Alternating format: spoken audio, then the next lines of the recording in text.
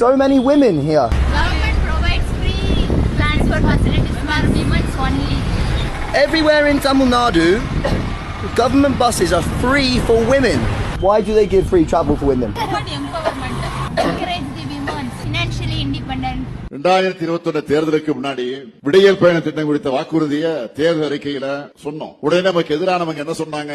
இது நிறைவேற்ற முடியாத வாக்குறுதி, இதனால பேருந்துகளை குறைச்சிடுவாங்க, பேருந்து கட்டணத்தை உயர்த்திடுவாங்க, தங்களுடைய இஷ்டத்துக்கு கதை திரைக்கதை வசனம் இதை தொடங்கினாங்க.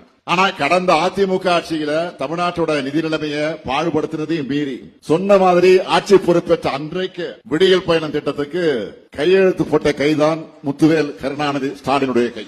இந்த திட்டத்துக்கு ஆகிற பணத்தை செலவா பார்க்காம பெண்களுக்கு சேமிப்பா மகளிர் முன்னேற்றத்திற்கான முதலீடாகத்தான் நாங்க நினைச்சோம். இதோட பலன் சமூகத்துல எதிரொலிக்க தொடங்கி இருக்கு. ஒவ்வொரு மாசமும் சுமார் 1000 ரூபாய்னு நம்ம ஆட்சிக்கு வந்த 51 மாசத்துல ஒவ்வொரு மகளிரும் 50,000 ரூபாய் சேமிச்சிருக்கிறாங்க. எவ்வளவு பெரிய புரட்சி இது! யாராலும் மாற்ற முடியாத, மறுக்க முடியாத சாதனை இது. அதனால்தான் இப்ப செய்திகள்ல பார்த்திருப்பீங்க, இந்த விடியல் பயண திட்டத்தை கர்நாடக மாநிலத்திலே, ஆந்திர மாநிலத்திலே நடைமுறைப்படுத்திட்டு இருக்காங்க. இப்போ அதனாலதான் சொல்றோம், நாட்டோட அத்தனை வளர்ச்சி திட்டங்களுக்கும் தமிழ்நாடு தான் முன்னோடி.